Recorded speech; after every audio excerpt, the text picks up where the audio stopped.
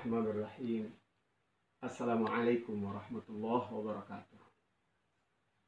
Alhamdulillahilladzi anzala Qur'an hudan linnasi wa bayyinatin minal huda wal furqan wa ja'alahu shifaa'a wa rahmatan lil mu'minin.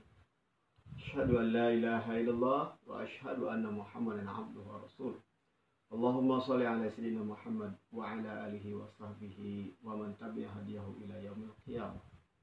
Wa ba'du, saudara-saudaraku kaum muslimin rahimakumullah. Alhamdulillah kita bisa bertemu kembali dalam kuliah online SBBQ, sehat dan bahagia dengan barokah.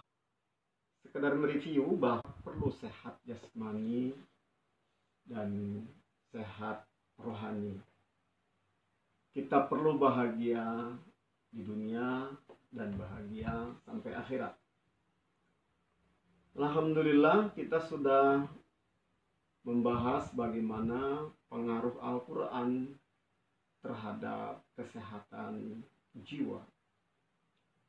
Lalu kemudian kita juga sudah membahas beberapa panduan Al-Quran untuk menyehatkan raga.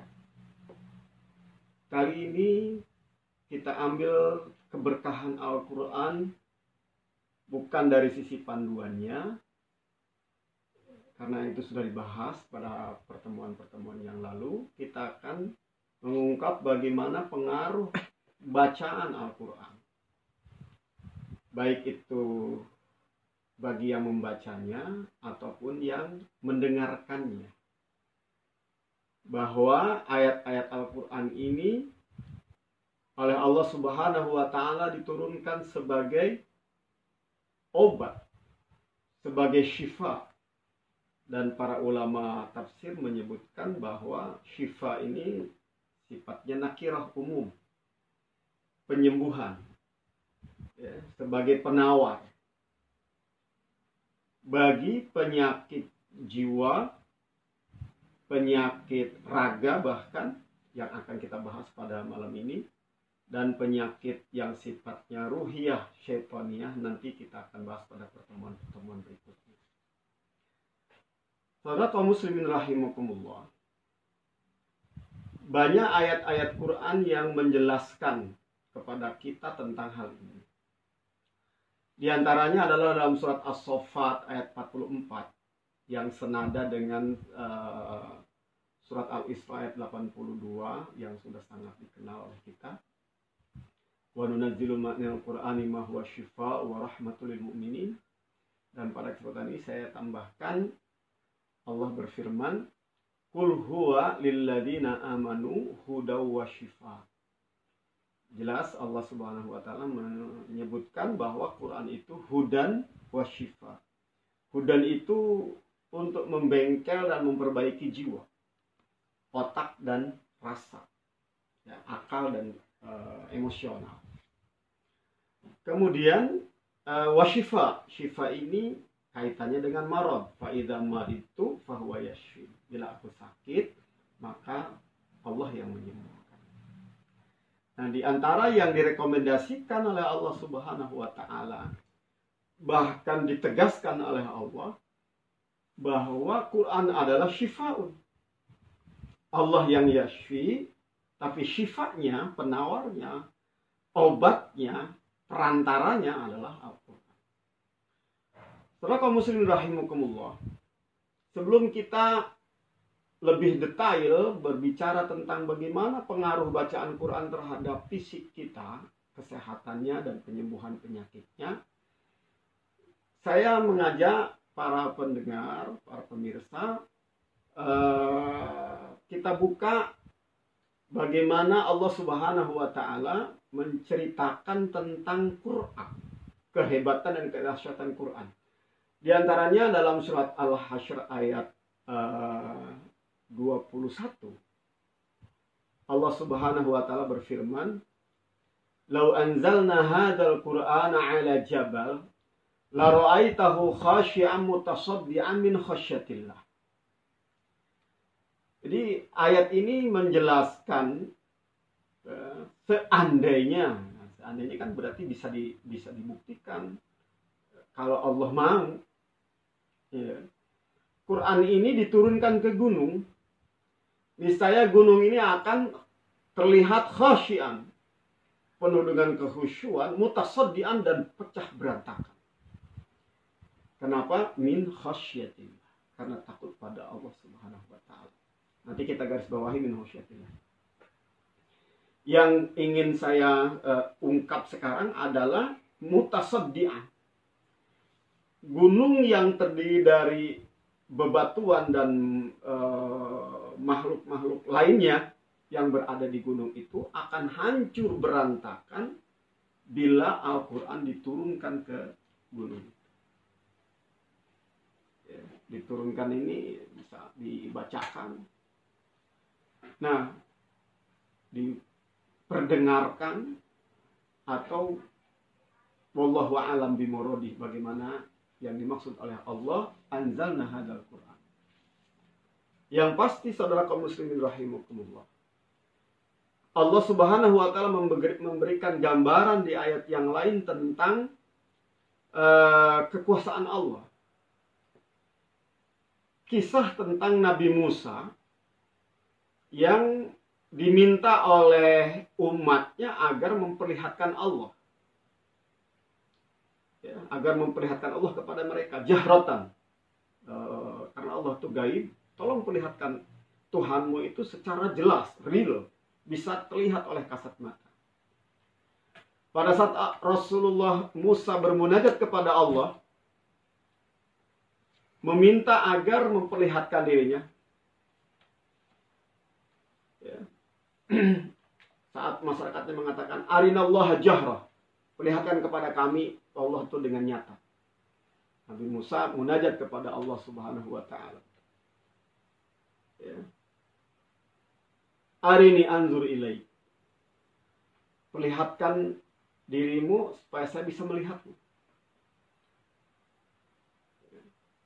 Allah Subhanahu wa taala mewahyukan kepada Nabi Musa, unzur ilal jabal. Lihat ke balik bukit itu. Fa in istaqarra makanahu fasawfa tarani. Apabila kamu melihat gunung itu tetap kokoh, kamu akan melihatku. Falamma tajalla rabbuhu lil jabal. Ya.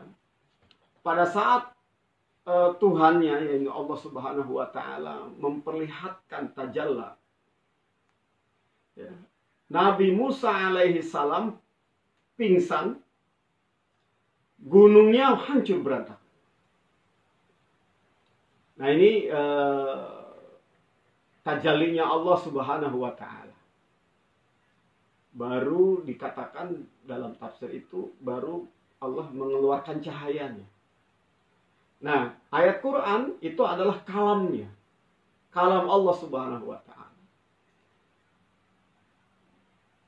Tulisan Al-Quran, suara yang menyuarakan Al-Quran, tentu akan berbeda dengan suara atau tulisan yang menuliskan atau menyuarakan selain Al-Quran.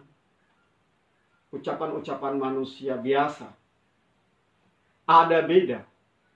Karena Al-Quran ghairu makhluk. Dia adalah kalamullah. Ucapan-ucapan Allah Subhanahu wa ta'ala. Ya.